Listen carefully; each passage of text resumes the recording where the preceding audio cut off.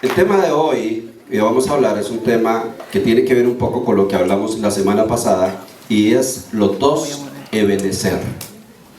Ebenezer es una palabra que inclusive en el ámbito cristiano se ha puesto un poquito de moda, y en algunos sitios a veces encontramos tienda Ebenezer, marisquería Ebenezer, y se usa como muy común. Entonces para muchos ya Ebenezer es una palabra común, pero es un significado, es algo que el Señor dejó en su palabra porque tiene un propósito muy grande para que nosotros lo entendamos. Ebenezer es una palabra hebrea, de origen hebreo, compuesta por dos palabras, que es Ebin, que significa piedra, y Ezer, que significa ayuda. Ebenezer es la piedra de ayuda, y es una proclama que hizo el pueblo de Israel para decir: a nosotros nos ayuda Dios, hasta aquí nos ha ayudado el Señor. Dios es mi piedra de ayuda. Nosotros muchas veces aprendemos conceptos de la palabra de Dios, pero los aprendemos porque nos lo enseñaron, no porque los hemos vivido. Muchos de nosotros hemos aprendido muchas cosas de lo que cuentan los demás, pero también no hemos tenido una experiencia como muy directa para decir: yo sé lo que es eso, yo sé lo que es la palabra de Dios, yo sé lo que es el poder de la palabra de Dios. Esta palabra Ebenezer la encontramos en la Biblia 2 veces, o sea, en 2 ocasiones. En un lapso de 20 años aproximadamente se habla de un Ebenezer y después se habla del otro Ebenezer. Entonces esta piedra de ayuda comienza en 1 Samuel 4. Dice: la palabra de Samuel, que era el sacerdote, llegó a todo el pueblo de Israel. En aquellos días los israelitas salieron a enfrentarse a los filisteos y acamparon cerca de Ebenezer. Los israelitas, recordamos que la semana pasada explicamos, se fueron a la guerra, pero era un pueblo que se había apartado completamente del temor de Dios. Era un pueblo que era desobediente a Dios. Hablamos que inclusive los sacerdotes, los que ministraban la presencia de Dios, eran gente corrupta, que robaba, que hacía cosas malas. Y todo el mundo, pero tenían un sitio que se llamaba Ebenezer. Tenían parte de su pueblo como un ritual, como un amuleto que decía: este es nuestro Ebenezer. Ya el pueblo no tenía ningún contacto con Dios, pero mantenían un lugar que se llamaba que Dios era su ayuda. Como pasan muchas personas que no le hacen caso a Dios en absoluto, sin embargo dicen que le hacen caso a Dios, simplemente porque tienen ciertas cosas que le recuerdan a Dios. Cuando el pueblo se enfrentó y dice que iban para la guerra y llegaron y se juntaron en ese sitio Ebenezer, era un pueblo desagradecido y era un pueblo desobediente. Pero llegaron a Ebenezer y dijeron: pues como Dios está con nosotros, vamos a ir a conquistar y vamos a traer el arca y vamos a hacer muchas cosas porque Dios está con nosotros. Pero Dios no estaba con ellos. Este pueblo se fue a la lucha, y hablábamos la semana anterior que murieron 35,000 personas aproximadamente. Salieron humillados, salieron corriendo por todo lado, porque Dios no estaba con ellos, aunque ellos tenían el Ebenezer. Aunque ellos decían que Dios era su ayuda, era simplemente un pensamiento, un decir, porque Dios no estaba con ellos. Dios se había ido completamente. Ahí muere el sacerdote, mueren los hijos, se roban el arca, que era el pacto de la presencia de Dios con ellos. O sea, el pueblo queda totalmente desmembrado, totalmente deshecho. ¿Se acuerdan que hace 8 hablamos de Icabor, que es el niño que nació, que la madre le pone Icabor porque dice: la presencia de Dios no está con nosotros? Hasta ese momento se dieron cuenta que lo que tenían ellos era algo que no era cierto, que ellos creían que tenían un Ebenezer, pero ya Dios no era su ayuda. Yo quiero hacer un paralelo en esos Ebeneceres con 2 formas de nosotros manejar la relación con Dios. Nosotros podemos manejar una relación con Dios a través de una religión, cualquiera que sea, o la podemos manejar a través de una relación que tiene que ser auténtica. Entonces, en lo que es la religión, y cuando digo religión abarco todas las religiones, nos comportamos como con rituales, como con costumbres, como cosas que tenemos que hacer, porque así nos las enseñaron. Pero muchas veces en esa relación religiosa no está Dios. Si me pueden traer agüita, por favor. Si lo notamos y hemos hablado de esto, hay muchos lugares hoy en día donde se habla de Dios y Dios no está. Hay muchas iglesias donde se habla de Dios y la presencia de Dios no está. Y se tiene como un amuleto. Hay muchos lugares donde tenemos símbolos cristianos donde Dios no está. ¿Sabe qué es la magia blanca? ¿Alguien sabe qué es la diferencia entre magia blanca y magia negra? Bueno, pues la magia negra es un montón de rituales prohibidos, satánicos, que se hacen con símbolos negativos. Pero lo que se llama la magia blanca son exactamente los mismos rituales con símbolos cristianos. Entonces usted va a un sitio para que le lean la mano y tienen a un Cristo ahí en la pared. Usted va a un sitio para que le hagan brujería y le mandan a leer inclusive ciertas partes de la Biblia. Porque se ha hecho lo que se dice un sincretismo, que es una mezcla entre lo sagrado y lo impuro. Entonces uno no se puede dejar llevar por las cosas externas, porque a lo mejor eso es pura religión. Yo recuerdo cuando mi vida era muy desordenada, que yo a veces entraba a lugares terribles, cantinas, bares, lugares sucios, y me encontraba los grandes Cristos ahí. Los que se han portado mal, digan amén.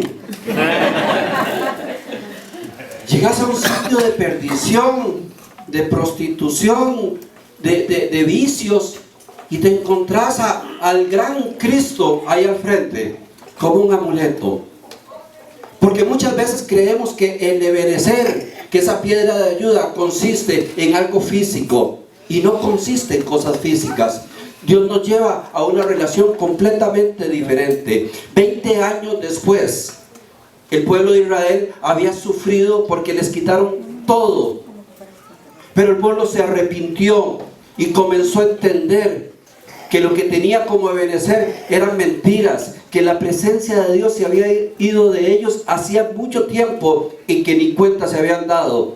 Y leo para ustedes, cuando el pueblo se reencuentra, se adapta a lo que Dios había dicho y entra al segundo Ebenezer. 1 Samuel 7, de 6 al 12. Y se reunieron en Mizpah y sacaron agua y la derramaron delante del Señor. Aquel día ayunaron y dijeron: hemos pecado contra el Señor. Así fue como Samuel se convirtió en Mizpah en el caudillo de los israelitas. Y cuando los jefes de los filisteos se enteraron que los israelitas estaban reunidos en Mizpah, se prepararon para ir a luchar contra ellos. Y cuando los israelitas lo supieron, se llenaron de miedo y le dijeron a Samuel: no dejes de clamar por nosotros al Señor nuestro Dios para que nos libre del poder de los filisteos. Entonces Samuel tomó un cordero recién nacido y lo sacrificó y lo ofreció al Señor, y luego rogó al pueblo por el pueblo de Israel, y el Señor les oyó. Mientras Samuel estaba ofreciendo el holocausto, llegaron los filisteos para pelear contra los israelitas, pero el Señor lanzó fuertes truenos contra ellos y los atemorizó, y los israelitas los vencieron. Salieron de Mizpah y les persiguieron a los filisteos más allá de Ben-Car y los hirieron de muerte. Después Samuel tomó una piedra, la colocó en Mizpah y en Sen, y le llamó Ebenezer: el Señor no ha dejado de ayudarnos. Ese es un Ebenezer completamente diferente. ¿Se acuerdan el primero? Que era gente desobediente, que era gente que no hacía lo que Dios decía, que los sacerdotes eran corruptos, que trajeron el arca como un amuleto.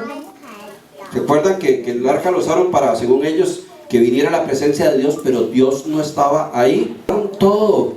Acuérdense que hicieron una fiesta enorme cuando trajeron el arca. Y dice que hicieron un estruendo tan grande, o sea, el fiestón era tan grande que los mismos enemigos se asustaron y dicen: ahora sí, ¿qué vamos a hacer con el pueblo de Israel? Pero era puro ruido. Cuando los atacaron, los destruyeron. Nosotros podríamos andar diciendo que tenemos un Dios muy grande y a lo mejor ni tenemos relación con ese Dios.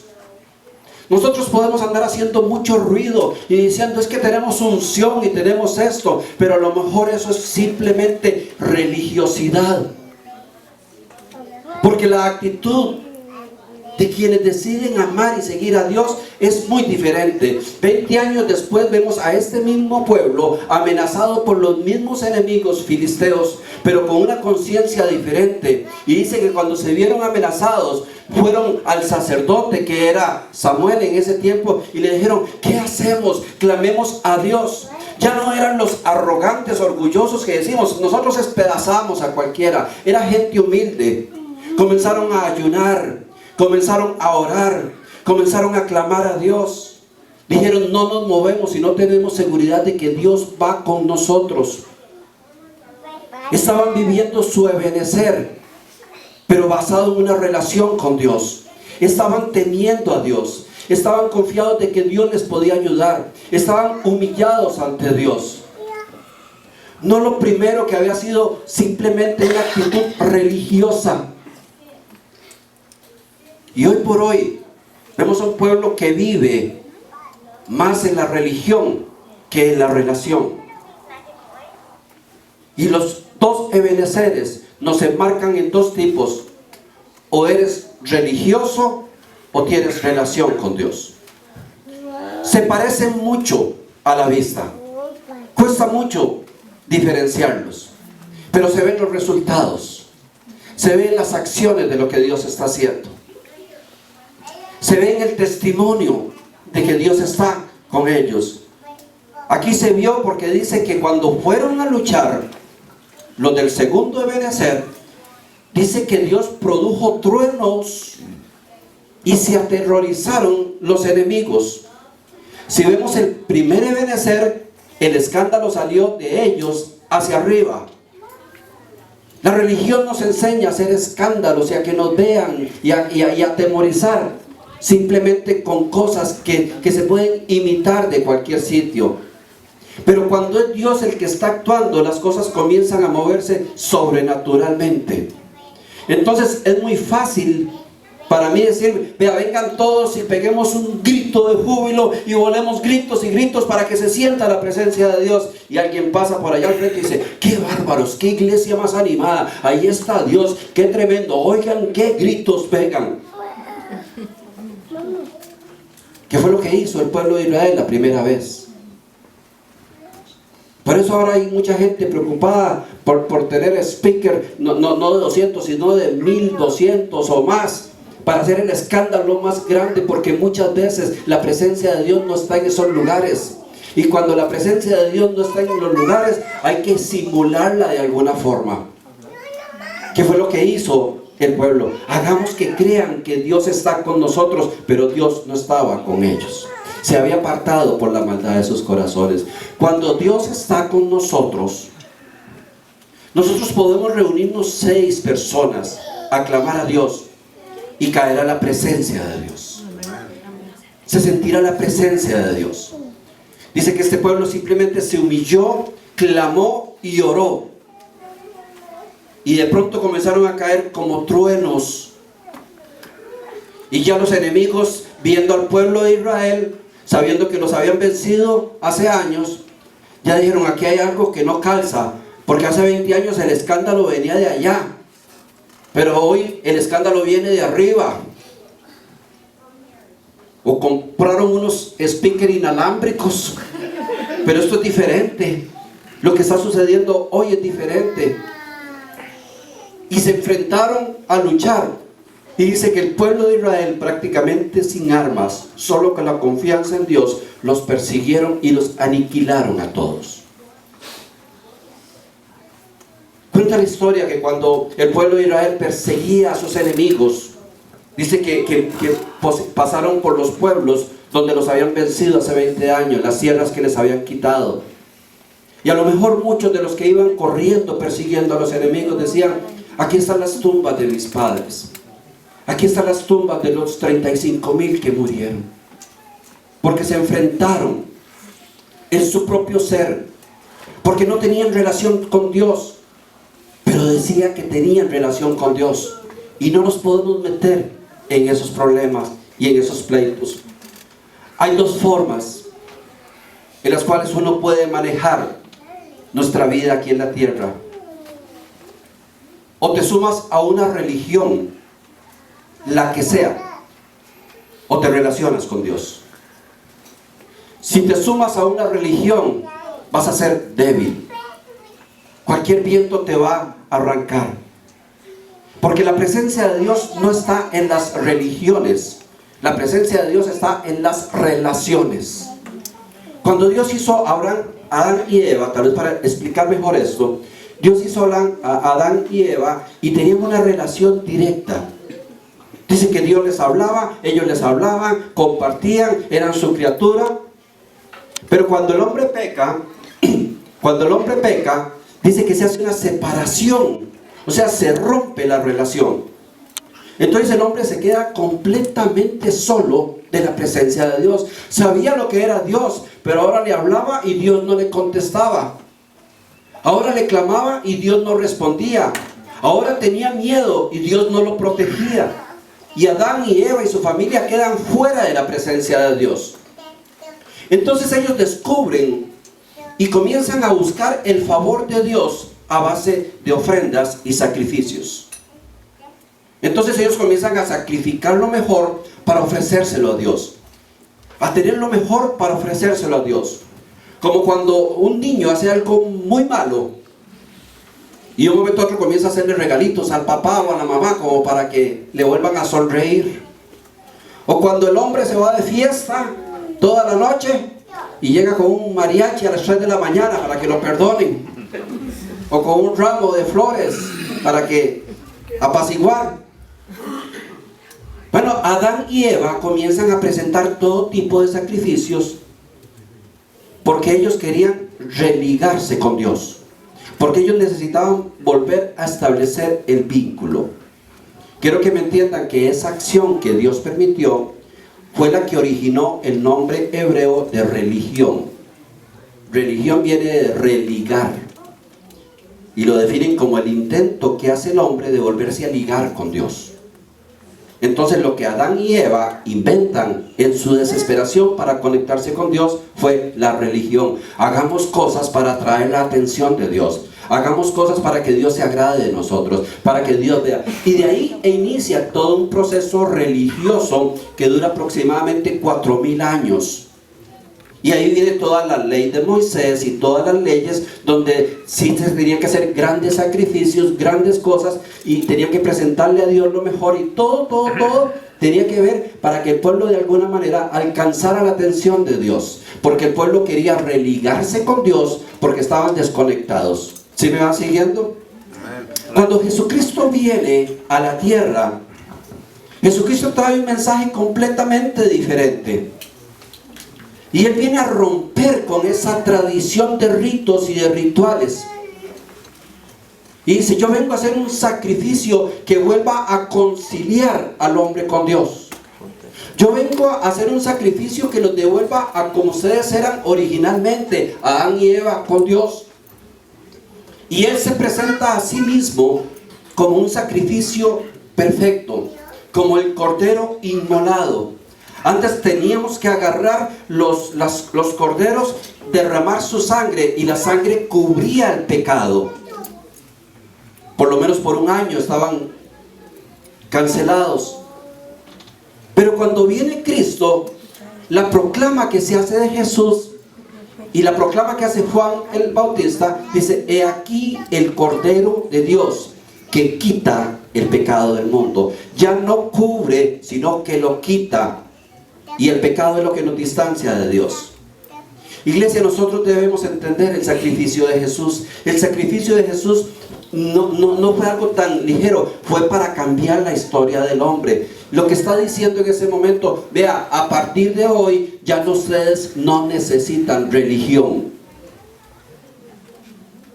Volvemos al plan original. Ya no tienen que estar matando cabritos, ya no tienen que estar haciendo cosas, ya no tienen que estar sacrificando, porque vamos a establecer el nuevo tiempo de la gracia. Vamos a volver a la relación con Dios. ¿Quiénes fueron los enemigos de Jesús? No fueron los pecadores, no fueron los soldados. ¿Saben quiénes fueron? Los religiosos, los sacerdotes de esos tiempos. Los que vieron que se les estaba acabando el negocio. Los que vieron que si le hacían caso a lo que estaba diciendo Jesús, se les iba a desarmar sus templos y sinagogas. Estuvieron en contra completamente de Jesús, porque tenían tantos rituales y estaba la gente tan entretenida. Nadie tenía relación con Dios, pero tenían grandes religiones. Y el día que Jesús muere en la cruz, ese día está acabando completamente el proceso religioso del ser humano. Y de ahí se comienza a predicar un evangelio diferente, las buenas nuevas diferentes. Porque a todos los que le recibieron y a los que creen en su nombre, les dio potestad de ser llamados hijos de Dios. Porque de tal manera amó Dios al mundo, que ha dado a su Hijo unigénito, para que todo aquel que en Él crea no se pierda, mas tenga vida eterna. Se acabaron los rituales. Se acabaron estar haciendo cosas para que Dios nos atienda. Ahora simplemente la palabra de Dios nos habla, nos podemos relacionar con Él, como nos relacionamos con nuestro Padre terrenal. Ya no hace falta hacer tantas cosas. Ya el ebenecer anterior se acabó.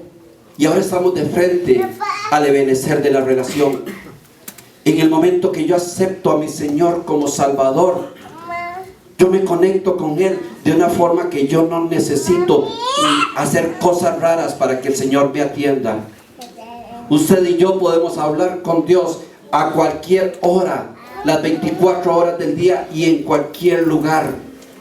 Nosotros venimos a la iglesia a disfrutar, a alabar, a compartir, a aprender de la palabra de Dios. Pero la iglesia no es la que trae la salvación ni el cambio. Lo que trae la salvación y el cambio es su relación con Dios.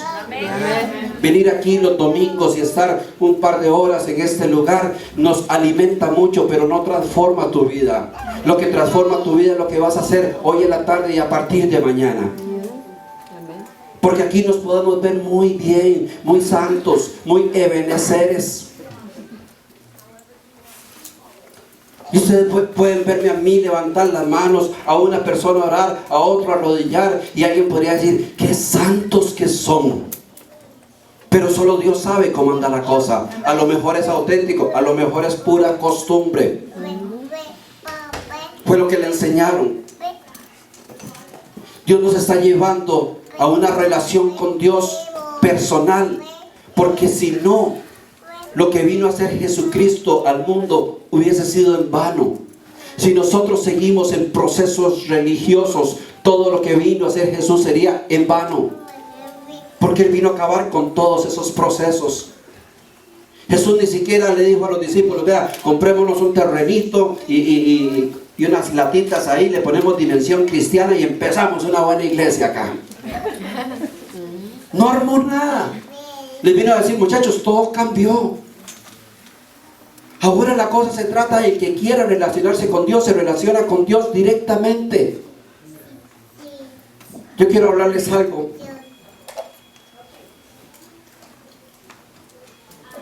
De mi testimonio personal. Yo, cuando yo tenía unos 6, 7 años por ahí, mis padres se acercaron al cristianismo. Veníamos de una vida muy desordenada. Papá había sido un alcohólico, habían pasado muchas desgracias en nuestra casa, habían crisis económicas de todo tipo, era bien difícil. Ellos conocieron del cristianismo y comenzaron a ir a la iglesia. Y yo le pido a los padres que estemos bien atentos con esto. Como ellos iban a la iglesia, nos llevaban a nosotros a la iglesia, ¿verdad? Que no había opción. Entonces yo me crié más o menos a partir de los 8 años dentro de una iglesia evangélica. Me aprendí todas las canciones, Me aprendí todos los versículos bíblicos. Me sabía cuando la gente se caía y cómo se caían. Yo a veces me tiraba al suelo también para empezar a la moda, dependiendo de lo que se estuviera poniendo de moda en la iglesia. Aprendí todo el ritual que se hacía en la iglesia evangélica. Cuando yo tengo unos 15 años, yo soy un máster en iglesia evangélica. Me sabía todo, podía dirigir un servicio, podía hacer cualquier cosa, porque había aprendido todo. Vivía mi Ebenezer. Pero yo les confieso hoy, nunca el Señor estuvo conmigo en mi corazón. Nunca le conocí. Conocí toda la religiosidad. Me aprendí montones de versículos bíblicos. Vi tanto, era una iglesia de esas bien tremendas. Entonces, cuando no había un endemoniado, había una profecía, siempre había algo espectacular en el servicio. Entonces yo aprendí a sacar demonios, saqué un curso intensivo para liberar endemoniados, a pura vista. Porque casi todos los servicios que había, caía un endemoniado. Y se armaba ese pachanga y y a todos los niños nos ponían a un lado y el demonio ahí duraban horas, que salgo, que no salgo, que no salgo, que salga y todo lo que pasa en esos lugares. Entonces yo aprendí la técnica de sacar demonios. No es fácil, a puro grito, el que se cansa primero. Vi muchas profecías. Y perdón que les hable tan claro, pero venimos aquí a hablar claro. Vi muchas profecías que en ese tiempo yo las creía. Y no digo que no existe la profecía, por supuesto que existe, pero es que se ha abusado de esas cosas. Y sé lo que es estar en un servicio de oración y que de un momento a otro alguien comienza unos gritos por el aire hasta que se le paraban todos los pelos, ¿verdad? Y el Señor dice que yo vengo pronto. Pero eso lo dice la Biblia también. ¿Para qué va a haber una profecía diciendo que eso? Se levantó un profeta una vez, un profeta, y comenzó a decir: yo vengo pronto. Son meses lo que faltan. Y yo asustaditico.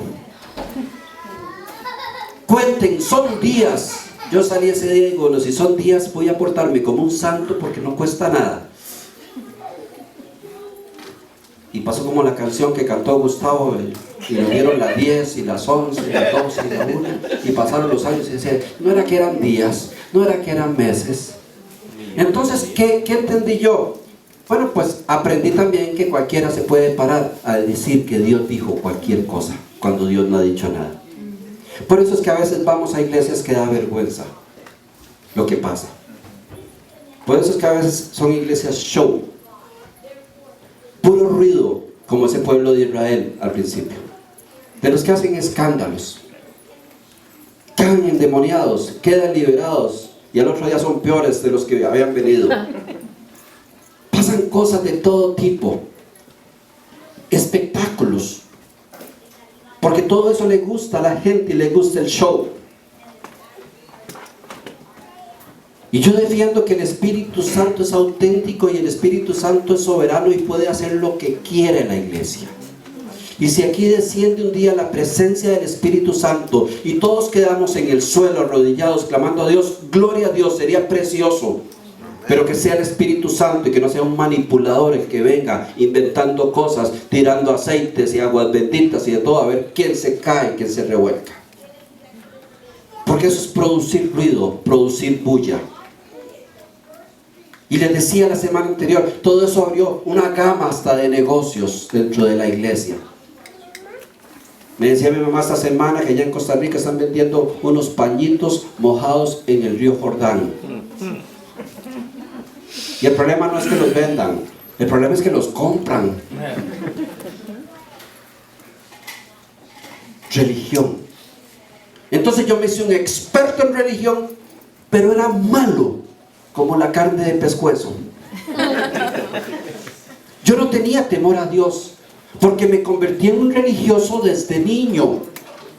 Y cuando ya tenía unos 14, 15 años, me manejaba un montón de cosas de la palabra de Dios, sabía todas las rutinas, era un experto religioso, pero no tenía a Dios en mi corazón. No tenía a Dios en mi corazón. Tenía un amigo de esas almas gemelas que dice que Dios los hace y el diablo los junta, ¿verdad? Que estuvimos por prenderle fuego a la iglesia más de una vez. Y nos íbamos a unas clases, a unas aulas que habían abajo, a fumar, mientras estaba el servicio, ¿verdad? Y cuando nos tocaban la puerta comenzábamos a orar, para que creyeran que era que estábamos con ese montón de olor a cigarro por toda la iglesia. Sin temor a Dios. Hacíamos cualquier cosa. Íbamos por costumbre. Nos llamábamos evangélicos. Decíamos que teníamos a Dios en nuestro corazón, pero nada de eso era cierto. Y aproximadamente a los 15 años yo me aparté completamente de esa religión y comencé a vivir una vida totalmente libre, liberada de vicios, de parrandas, de cosas. No me aparté de Dios, me aparté de lo que me habían enseñado que era Dios. Pasaron tal vez unos 15, 20 años después de eso, yo llego a tener una experiencia con Dios, porque Dios existe. Pasaron unos 20 años de puras desgracias, de puras cosas malas, pero es que yo lo único que había aprendido eran los rituales que se hacían, pero yo nunca había conocido a Dios. No sabía qué era relacionarme con Dios, no sabía qué era amar a Dios, no sabía qué era poner a Dios de primero en mi vida. Y después de que mi hogar estuvo destruido y de que pasaron las cosas más terribles en toda nuestra familia, mi esposa comenzó a cambiar radicalmente de un momento a otro. Porque mi esposa se había mantenido en esa línea de religión evangélica durante mucho tiempo. Y a mí eso no me impresionaba. Y yo sé todo lo que hacen los evangélicos. Y el hecho de que una persona vaya siempre a la iglesia, a mí no me impresiona, porque yo estaba acostumbrado a ir. Pero hubo una vez que algo pasó en casa, y yo comencé a ver que en Mayra había algo diferente a lo que había visto durante los 20 años anteriores de casados. Yo recuerdo que llegué un día a las 7 de la mañana a la casa, de la parranda que tenía. Entonces yo nada más decía, ojalá que esté dormida todavía. Si yo llegaba, estaba dormida, me metía ahí suavemente y no se daba cuenta que horas había llegado, ¿verdad? Entonces yo llegué como a las 7, la venía con el pan y todo ya en la mañana, y me la encuentro limpiando la cochera. Y ahora se armó la de San Quintín acá, ¿cómo entró, verdad? Y yo con la bolsita de pan, todo con cara de arrepentimiento. A veces me embarraba un poco de grasa del carro, parece que se me varó el carro, ¿verdad? Me paraba en el mofle ahí que me tiraron un poco de uva para oler. Ustedes me saben, caballeros, de lo que estoy hablando, ¿verdad? Todo lo que uno inventa para que le crea. Y yo entro a mi casa y yo, se armó aquí la barbaridad. Y Mayra me vuelve a ver con una sonrisa y me dice, ¿vas a desayunar? A mí casi me trago el pan. ¿Vas a desayunar? Y le digo, sí, sí. Y me sirvió un desayuno, contenta y en paz. Y yo digo, algo se fumó, Mayra, anoche. Esto no es normal. Esto no es normal. Y comencé a ver en ella cambios radicales. Y yo decía, algo le pasó. Y comencé a ver en mis hijos, en mi hijo mayor principalmente, cambios radicales. Y digo, aquí algo sucedió.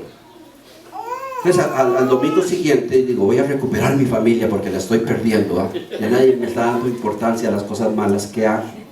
Entonces le dije a mis hijos, el domingo vamos para el estadio. Y ellos iban al estadio conmigo, era el día glorioso, ¿verdad? Porque pasábamos desde temprano comprando de todo. Yo me tomaba unas cuantas cervezas en el estadio, me ponía bondadoso al final, ¿verdad? Y les compraba cualquier cosa, era el día de pachanga, ¿verdad? Entonces le digo, muchachos, vamos para el estadio el domingo, ¿está bien? Y me dicen, no. ¿Qué? No, es que vamos a la iglesia. Y yo sentí algo raro y yo comencé a decir, aquí está sucediendo algo extraño. Los había conocido durante los 20 años de casados, pero sus acciones estaban demostrando que algo había pasado en sus vidas. Usted puede ir a una iglesia 10, 20, 30 años, pero cuando usted se relaciona con Dios, algo comienza a producirse diferente en su vida. Y ese testimonio, y Mayra había intentado convencerme, orando, amenazándome, diciéndome de todo. Y en el silencio de la presencia de Dios en ella, comenzó a inquietar mi vida. Y como yo vi ese cambio, como sentí ese cambio, comencé de alguna manera a preocuparme por lo que ellos estaban recibiendo. Veía a mis hijos tan felices. Digo, es que yo iba a la iglesia evangélica, pero yo no era feliz y los veía contentos. Llegaba muchas veces a apagar el radio de Helen a las 12, 1 de la noche, y ella se acostaba oyendo música cristiana, y yo decía, esto no es normal. Y tiempo no más, yo llego a los pies del Señor. Y cuando yo llego a los pies del Señor, yo conozco algo totalmente diferente a lo que había conocido antes. Yo recuerdo que yo paso por el frente del lugar donde nos reuníamos una mañana, y yo iba para mi trabajo, y no sé por qué detuve el vehículo y me quedé al frente de ese lugar y comencé a llorar, solo, y a llorar. Y yo decía, yo me estoy volviendo loco, no sé qué me está pasando. Yo tenía no sé cuántos años de no llorar porque me había convertido en una persona muy dura. Y yo parado al frente de ese lugar totalmente vacío, llorando. Y me agarró una lloradera como por 3 meses. Lloraba de todo. Y yo no sabía lo que me estaba pasando. Luego entendí que yo estaba entrando en una relación con un Dios que no conocía. Que a pesar de muchos años de estar metido en una iglesia evangélica, no lo conocía. Padres, la relación con Dios no se hereda, es personal. Amén. Tenemos la responsabilidad de guiar a nuestros hijos, de mostrarles el camino, de enseñarles, para que ellos tomen la decisión de conectarse con Dios por sí solos. Pero no porque usted sea evangélica, sus hijos van a ser evangélicos. No porque usted los traiga a la iglesia, ya ellos son cristianos. Cada uno de ellos tomará su propia decisión. Para gloria de Dios, ahí están los niños recibiendo palabra de Dios. Amén. No para que se hagan religiosos, sino para que entiendan que tienen que establecer una relación con Dios, que tienen que aprender a hablar con Dios. Para gloria de Dios, aquí están los muchachos recibiendo este mismo tema. Para que no se hagan religiosos, para que entiendan que no son ritos, que no son costumbres, que no son cosas que se hacen en las iglesias las que nos conectan con Dios. Yo cuando logré entender eso, digo, bueno, qué bonito. Yo me iba muchas veces en mi trabajo 3, 4 horas hablando con Dios, porque me habían dicho que solo se podía hablar con Dios en la iglesia, porque alguien, tal vez de una manera sin culpa, pero enseñó que la iglesia es la casa de Dios. Pero la palabra de Dios me dice que la casa de Dios es todo el planeta, es toda la tierra. Aquí nos reunimos el pueblo de Dios a alabar y adorar el nombre de Dios. Pero Dios está aquí, está en su casa, está en donde quiera que usted esté, por el mall, por donde camine. Esta es la casa de Dios, la tierra. Por eso es que yo no tengo que venir a este lugar simplemente a santificarme. Voy a ir a la iglesia porque me he portado muy mal, a ver cómo me pongo a cuentas con Dios. No, ponte a cuentas en tu casa, en donde quiera que estés. Yo creo que una de las oraciones más auténticas que yo pude tener fue en ese tiempo, en el hotel, cuando yo comencé a conocer de Dios. Me encerré en un hotel y estaba yo llorando porque no sabía qué me pasaba, pero mi vida era tan desordenada que yo no sabía qué hacer. Y hice una oración muy particular y le dije: Señor, yo sé que usted no existe. Y se lo dije con todo mi corazón, porque yo había perdido la fe en Dios. Señor, yo sé que usted no existe. pero lo que estoy sintiendo no lo explico de ninguna manera. Si usted existe, Señor, ayúdame a salir de donde estoy metido. Perdón. Ayúdame a salir del hueco donde estoy metido.